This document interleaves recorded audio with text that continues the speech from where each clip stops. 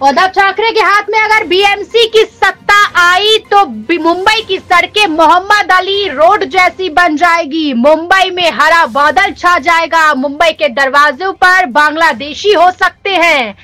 भाजपा नेता अमित साचम ने उद्धव ठाकरे पर आरोप लगाया है और कहा है कि हरे बादल को रोकने की ताकत सिर्फ भाजपा में है। मुंबई के दरवाजे पर सबसे बड़ा खतरा मंडरा रहा है।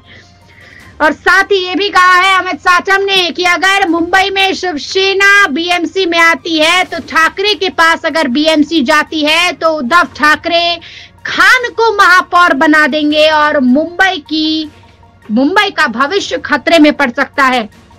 अमित साचम ने ठाकरे भाइयों पर हमला किया है। क्या कहा है अमित साचम ने, सुनिए।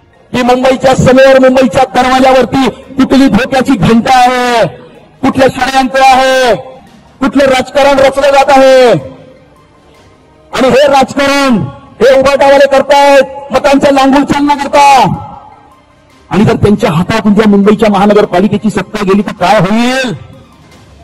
वर्सोवा बघितलं आपण काय झालं. वर्सोवा पॅटर्न, एक नवीन वर्सोवा पॅटर्न ते संपूर्ण मुंबई शहरामध्ये लागू इच्छित करतायत. मालवणी पॅटर्न तर आपल्याला माहितीच आहे.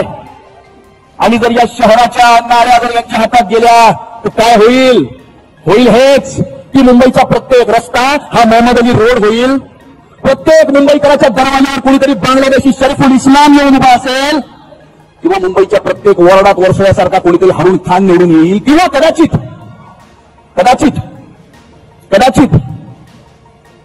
कोणीतरी खान उद्या मुंबईचा महापौर होईल. आणि त्यामुळे मुंबईकर मोठ्या आशा, आकांक्षा आणि अपेक्षांनी आपल्या सर्वांकडे पाहतोय. कारण मुंबईसह महाराष्ट्राच्या भोवती घुंगावणाऱ्या या हिरव्या वादळाला परतवण्याची क्षमता जर कुणात असेल तर ती फक्त आणि फक्त भारतीय जनता पार्टीच्या कार्यकर्त्यांमध्ये आहे.